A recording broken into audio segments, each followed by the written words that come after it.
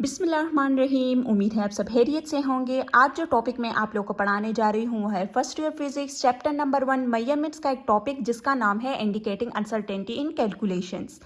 अच्छा, टॉपिक की तरफ आने से पहले अगर आप लोगों ने मेरे चैनल को सब्सक्राइब नहीं किया तो अभी सब्सक्राइब कर ले ताकि मेरी हर नई आने वाली वीडियो आप तक पहुंच सके। इस चैनल पे आप लोग को टॉपिक के एक्सप्लेनेशन के साथ साथ आप लोग को ईजी नोट्स भी मिल जाते हैं। तो आइए टॉपिक की तरफ। इंडिकेटिंग अनसर्टेनिटी इन कैलकुलेशंस। अच्छा, इस टॉपिक में हम क्या पढ़ेंगे कि अगर हम कैलकुलेशन कर रहे होते हैं तो हम इसमें अनसर्टेनिटी को कैसे फाइंड आउट करेंगे। अच्छा, अनसर्टेनिटीज़ पे मैंने एक अलग वीडियो बनाई है, ठीक है। इसका लिंक मैंने डिस्क्रिप्शन में दे दिया है, वहाँ से आप लोग देख सकते हैं, ठीक है। इस टॉपिक में हम सिर्फ ये पढ़ेंगे कि अगर हम कैलकुलेशन करते हैं, ठीक है, तो इसके फाइनल रिजल्ट में हम जो अनसर्टेनिटी है उसको हम कैसे फाइंड आउट करेंगे, ठीक है। लाइक अगर हमारे पास मेजर्ड वैल्यूज़ है, ठीक है, उसकी हम अगर 2 मेजर्ड वैल्यूज़ है इसकी हम एडिशन कर रहे होते हैं, सब्ट्रैक्शन, मल्टीप्लिकेशन या डिवीजन कर रहे होते हैं, ठीक है, तो इसके फाइनल रिजल्ट में हम अनसर्टेनिटी को कैसे फाइंड आउट करेंगे, ठीक है। अच्छा, sum or difference when two measured values are added or subtracted, in both cases uncertainties of the measured values will be added in the final result। अच्छा, अगर हमारे पास 2 measured values है, इसकी आपस में हम एडिशन या सब्ट्रैक्शन करते हैं, ठीक है, तो फाइनल रिजल्ट में इन बोथ केसेस में हमारे पास जो अनसर्टेनिटीज़ होंगे वो हम आपस में ऐड करेंगे, ठीक है। लाइक यहाँ पे एग्जाम्पल में देखें कि suppose we have 2 quantities, 2 measured quantities, ठीक है, x1 और x2। ये x1 और x2 हमारे पास 2 मेजर्ड क्वांटिटीज़ हैं, ठीक है। इसमें ये हमारे पास मेजर्ड वैल्यू है और ये हमारे पास अनसर्टेनिटी है, ठीक है। तो और इस मेजर्ड क्वांटिटीज़ को हम इसी फॉर्म में भी लिख सकते हैं, ठीक है। अच्छा, अगर हम इन दोनों जो मेजर्ड क्वांटिटीज़ है इसको हम आपस में ऐड करते हैं, ठीक है, लाइक यहाँ पे x1 प्लस x2 को हम आपस में ऐड करते हैं, तो इसके फाइनल रिजल्ट में हम अनसर्टेनिटी कैसे फाइंड आउट करेंगे। तो यहाँ पे हम x1 और x2 की वैल्यू हम लगा लेंगे, ठीक है। तो अब हम इसकी एडिशन किस तरह करेंगे कि जो मेजर्ड वैल्यूज़ है, लाइक ये हमारे पास मेजर्ड वैल्यू है और ये हमारे पास मेजर्ड वैल्यू है और ये जो है ना ये हमारे पास अनसर्टेनिटीज़ है, ठीक है। तो हम इसमें जो मेजर्ड वैल्यूज़ है इसको हम एक साइड पे लिख देंगे, ठीक है, और जो अनसर्टेनिटीज़ है इसको हम दूसरे साइड पे, ठीक है। तो मेजर्ड वैल्यूज़ को हम आपस में ऐड कर देंगे, ठीक है, और जो अनसर्टेनिटीज़ है दोनों वो हम आपस में ऐड कर देंगे, ठीक है। तो इससे क्या आ जाएगा, इससे ये वैल्यू आ जाएगी मेजर्ड वैल्यू से, और जो अनसर्टेनिटीज़ को हमने आपस में ऐड कर दिया तो इससे ये वैल्यू आ गई 0.2, ठीक है। तो ये हमारे पास अब ये हमारे पास मेजर्ड वैल्यू आ गई और ये हमारे पास अनसर्टेनिटी है, ठीक है। और हम इसको जो है ना इसी फॉर्म में भी लिख सकते हैं। अच्छा, एग्जाम्पल 2 में देखें कि हमारे पास 2 मेजर्ड वैल्यूज़ है x1 और x2। ये इसकी वैल्यूज़ गिवन है जिसमें ये मेजर्ड वैल्यू है और ये हमारे पास अनसर्टेनिटीज़ है, ठीक है। तो x1 माइनस x2, अगर इन दोनों मेजर्ड क्वांटिटीज़ को हम आपस में सब्ट्रैक्ट करते हैं तो हम क्या करेंगे कि जो यहाँ पे हम x1 माइनस x2, तो यहाँ पे हमने x1 की वैल्यू लिख दी है और ये हमारे पास x2 की वैल्यू है, ठीक है। तो हम जो मेजर्ड वैल्यूज़ है इसको हम एक साइड पे लिख देंगे, इसको आपस में हम सब्ट्रैक्ट कर लेंगे, लेकिन यहाँ पे जो अनसर्टेनिटीज़ है इसको हम दूसरे साइड पे इस यहाँ पे लिख देंगे, ठीक है। तो यहाँ पे क्या है कि हम सब्ट्रैक्शन कर रहे हैं इन 2 मेजर्ड क्वांटिटीज़ की, लेकिन फिर भी यहाँ पे जो अनसर्टेनिटीज़ होंगे ये हम आपस में ऐड करेंगे, क्योंकि ये हमारे पास रूल्स है, ठीक है, कि जब हम अगर हम एडिशन करते हैं या सब्ट्रैक्शन करते हैं मेजर्ड क्वांटिटीज़ की, बोथ केसेस में हम अनसर्टेनिटी को ऐड करेंगे, ठीक है। तो यहाँ पे इसको जब हम इसकी सब्ट्रैक्शन करते हैं तो इससे ये वैल्यू आ जाएगी और जो अनसर्टेनिटीज़ हो इसको हम आपस में ऐड करते हैं तो 0.2 सेंटीमीटर, ठीक है। तो इससे ये वैल्यूज़ आ जाएगी, इसको हम इसी फॉर्म में भी लिख सकते हैं, ठीक है। अच्छा, प्रोडक्ट और क्वोशंट। प्रोडक्ट और क्वोशंट में हम क्या करेंगे, when 2 measured values are multiplied are divided, then in that case percentage uncertainties of the measured values will be added in the final result. अच्छा, अगर हमारे पास 2 मेजर्ड वैल्यूज़ हैं और इसकी आपस में हम मल्टीप्लिकेशन या डिवीजन करते हैं, ठीक है, तो इसकी जो अनसर्टेनिटीज़ होंगी इसको पहले जो है ना हम परसेंटेज अनसर्टेनिटीज़ में कन्वर्ट करेंगे, फिर इसकी एडिशन करेंगे। बोथ केसेस में, मल्टीप्लिकेशन और डिवीजन, बोथ केसेस में पहले हम अनसर्टेनिटीज़ को परसेंटेज अनसर्टेनिटी में कन्वर्ट करेंगे और फिर इसकी एडिशन करेंगे, ठीक है। अच्छा, यहाँ पे देखे example 1, suppose we have 2 measured quantities. अच्छा, यहाँ पे हम मल्टीप्लिकेशन करेंगे, ठीक है, 2 मेजर्ड क्वांटिटीज़ की। तो लेट्स सपोज हम इस रेक्टेंगल का एरिया फाइंड आउट कर रहे हैं, ठीक है। तो यहाँ पे x1 की वैल्यू, ये x1 की वैल्यू है और दिस इज़ x2 की वैल्यू, हमें जो है ना लेंथ गिवन है, ठीक है। तो अगर हम एरिया फाइंड आउट करते हैं रेक्टेंगल की, तो x1 और x2 की आपस में मल्टीप्लिकेशन करते हैं। एरिया हमारे पास क्या होता है कि अगर हम इस एक साइड को दूसरे साइड से मल्टीप्लाई करते हैं तो हमें एरिया जो है ना आ जाएगा, ठीक है, हमारे पास एरिया कैलकुलेट हो जाएगी। तो यहाँ पे हमारे पास x1 की वैल्यू ये गिवन है, ठीक है, और ये हमारे पास x2 की वैल्यू है, जिसमें ये हमारे पास मेजर्ड वैल्यूज़ हैं, ठीक है, और ये जो है ना ये हमारे पास अनसर्टेनिटीज़ है। लेकिन अभी हमने पढ़ा कि जो मल्टीप्लिकेशन और डिवीजन में जो अनसर्टेनिटीज़ होंगे उसको पहले हम जो है ना ये अनसर्टेनिटीज़, ये हमारे पास एब्सोल्यूट अनसर्टेनिटीज़ है, तो इसको पहले हम परसेंटेज अनसर्टेनिटी में कन्वर्ट करेंगे। और परसेंटेज अनसर्टेनिटी का फॉर्मूला क्या है? Percentage uncertainty is equal to absolute uncertainty divided by measured value multiply by 100। Like यहाँ पे absolute uncertainty divided by measured value multiply by 100, ठीक है।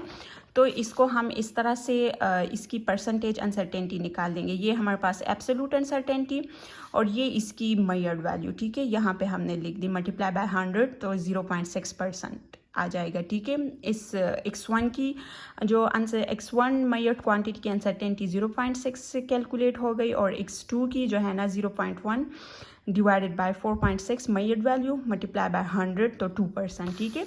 तो जो हमने इस मेजर्ड क्वांटिटीज़ की परसेंटेज अनसर्टेनिटीज़ निकाली, तो एक की x1 की हमारे पास 0.6% अनसर्टेनिटी आ गई और x2 की 2%, ठीक है। अब यहाँ पे देखें कि यहाँ पे हमने एब्सोल्यूट जो अनसर्टेनिटी है, ठीक है, इसके साथ हमने यूनिट लगाया है सेंटीमीटर, जो मेजर्ड क्वांटिटी का यूनिट है सेंटीमीटर, ठीक है, वो लगाया है। लेकिन यहाँ पे हमने परसेंटेज अनसर्टेनिटी के साथ यूनिट नहीं लगाया, क्योंकि हमें पता है कि परसेंटेज अनसर्टेनिटी का हमारे पास यूनिट नहीं होता, हम इसके साथ यूनिट नहीं लगाते, ठीक है। तो इसलिए यहाँ पे हमने यूनिट नहीं लगाया। अच्छा, अब हम x1 और x2 की आपस में मल्टीप्लिकेशन करेंगे। तो कैसे करेंगे कि यहाँ पे हम x1 मल्टीप्लाई बाय x2, तो हम जो मेजर्ड वैल्यूज़ है, ठीक है, इसके आपस में हम मल्टीप्लिकेशन कर देंगे, लेकिन जो परसेंटेज अनसर्टेनिटीज़ है प्लस माइनस परसेंटेज अनसर्टेनिटी को आपस में हम ऐड अप कर देंगे, ठीक है। तो इससे ये वैल्यू आ जाएगी 14.5 सेंटीमीटर मल्टीप्लाई बाय 4.6 सेंटीमीटर, तो इससे ये वैल्यू आ जाएगी। और जो यूनिट्स है, ठीक है, इसकी जब सेंटीमीटर मल्टीप्लाई बाय सेंटीमीटर, तो ये हमारे पास सेंटीमीटर स्क्वायर बन जाएगा, ठीक है, जो कि हमारे पास एरिया का यूनिट है। यहाँ पे हम एरिया कैलकुलेट कर रहे हैं, ठीक है, तो ये हमारे पास एरिया का यूनिट है, ठीक है, प्लस माइनस ये हमारे पास 2.6% आ गए। तो ये हमारे पास वैल्यू कैलकुलेट हो गई, मतलब इस रेक्टेंगल का एरिया हमने फाइंड आउट कर लिया, ठीक है।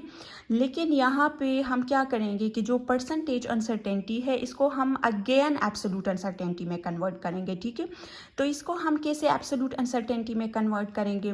ये हमारे पास परसेंटेज अनसर्टेनिटी है, तो हम क्या करेंगे कि 2.6 जो परसेंटेज अनसर्टेनिटी है इसको हम 100 पे डिवाइड करेंगे और मल्टीप्लाई बाय मेजर्ड वैल्यू, जो मेजर्ड वैल्यू होगा उसके साथ हम इसकी मल्टीप्लिकेशन करेंगे। तो इसकी एब्सोल्यूट अनसर्टेनिटी हमारे पास 1.7 कैलकुलेट हो जाएगी, ठीक है। तो जब हमने एब्सोल्यूट अनसर्टेनिटी में कन्वर्ट किया तो एरिया हमारे पास ये आ गया, ठीक है।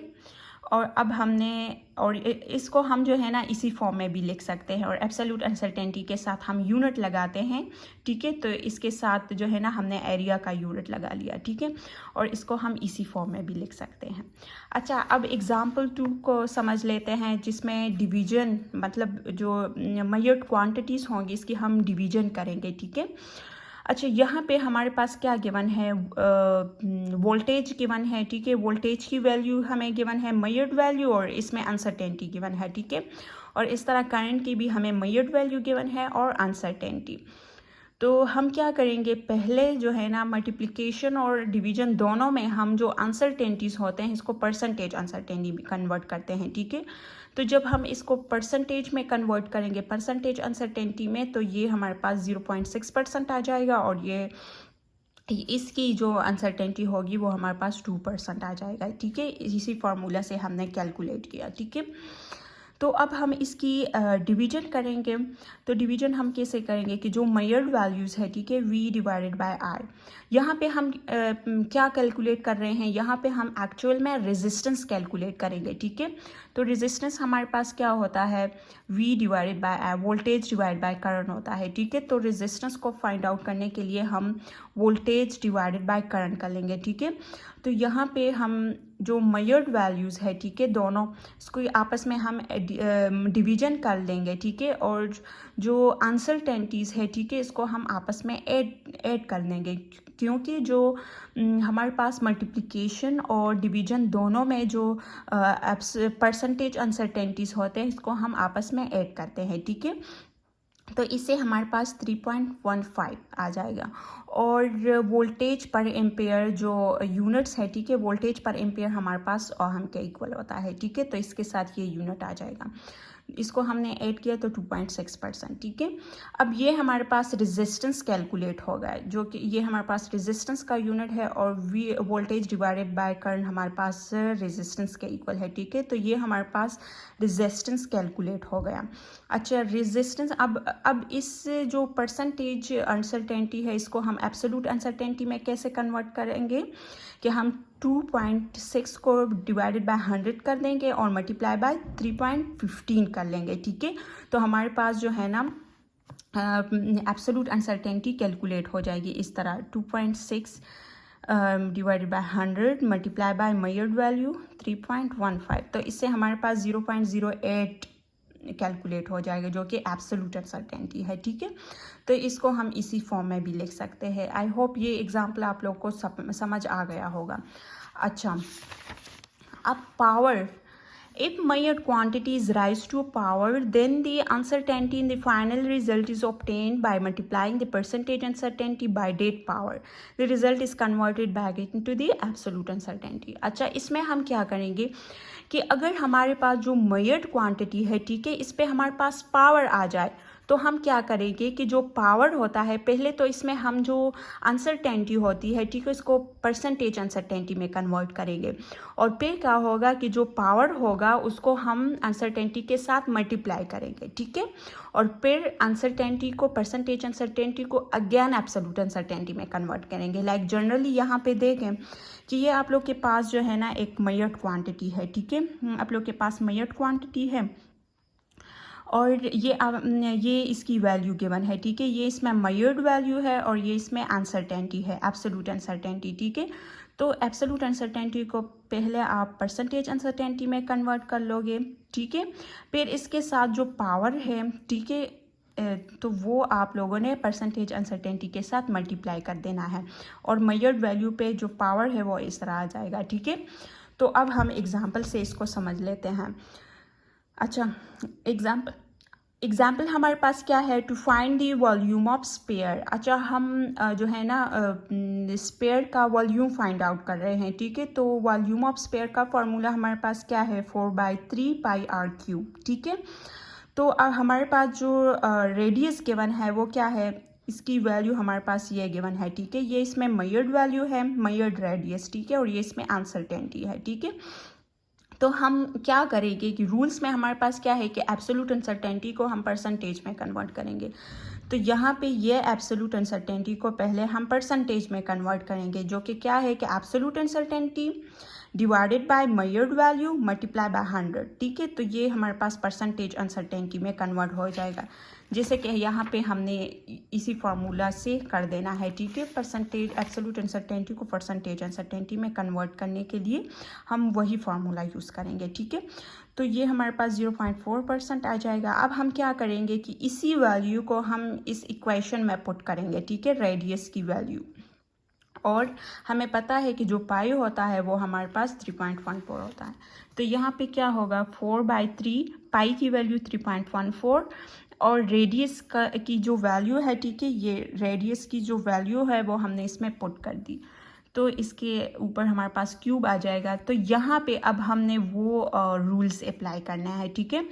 तो इसकी जब हमने मल्टीप्लिकेशन कर ली तो 4.18 आ गया, ठीक है। अब यहाँ पे क्या होगा कि मेजर्ड वैल्यू पे जो है ना, जो पावर है वो इस पे आ जाएगा, लेकिन अनसर्टेनिटी के साथ, एब्सोल्यूट अनसर्टेनिटी के साथ पावर मल्टीप्लाई हो जाएगा, ठीक है। तो यहाँ से जब हम इसको कैलकुलेशन करेंगे तो इससे ये वैल्यू आ जाएगी, और इससे जो है ना 3 को हम पावर इसके साथ मल्टीप्लाई करेंगे तो 1.2% आ जाएगा, ठीक है। अब हम इसको राउंड ऑफ करेंगे तो क्या बन जाएगा, ये हमारे पास 47.7, ठीक है, सेंटीमीटर क्यूब, ठीक है। ये हमारे पास बन जाएगा ±0.57 सेंटीमीटर स्क्वायर। इस परसेंटेज अनसर्टेनिटी को हमने अगेन एब्सोल्यूट अनसर्टेनिटी में कन्वर्ट किया, जो कि हमने मतलब 1.2 divided by 100 multiply by measured value. तो ये एब्सोल्यूट अनसर्टेनिटी में हमने कन्वर्ट किया, ठीक है। इसको हम इसी फॉर्म में भी लिख सकते हैं, और मतलब इस पर्सन जो एब्सोल्यूट अनसर्टेनिटी है इसको आप राउंड ऑफ करेंगे तो 0.6 बन जाएगा, ठीक है। इसी वैल्यू को भी और इसी वैल्यू को भी हमने राउंड ऑफ किया तो ये 47.7 बन गया, और ये हमारे पास 0.6 बन गया, ठीक है।